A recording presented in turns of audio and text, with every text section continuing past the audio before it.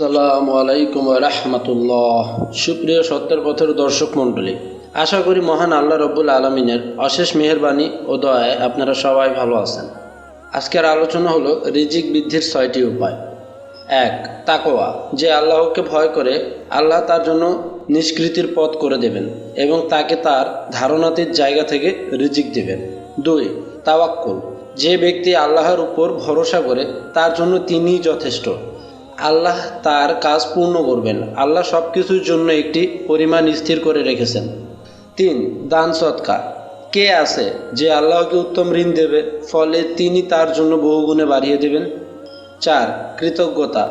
আর যখন তোমাদের রব ঘোষণা দিলেন, যদি তোমরা শুকরিয়া আদায় করো তবে আমি অবশ্যই তোমাদের বাড়িয়ে দেব, আর যদি তোমরা অকৃতজ্ঞ হও নিশ্চয়ই আমার আযাব বড় কঠিন। 5. ইস্তেগফার। অতঃপর বলেছি, তোমরা তোমাদের পালনকর্তার ক্ষমা প্রার্থনা করো, তিনি অত্যন্ত ক্ষমাশীল। তিনি তোমাদের উপর অজস্র বৃষ্টি ধারা ছেড়ে দিবেন, তোমাদের ধন সম্পদ ও সন্তান সন্ততি বাড়িয়ে দিবেন, তোমাদের জন্য উদ্যান স্থাপন করবেন এবং তোমাদের জন্য নদী নালা প্রবাহিত করবেন। 6. পারিবারিক বন্ধন দৃঢ় করা।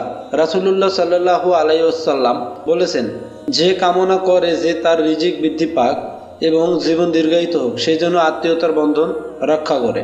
আল্লাহ তাআলা আমাদের সবাইকে আমল করার তৌফিক দান করুন, আমিন।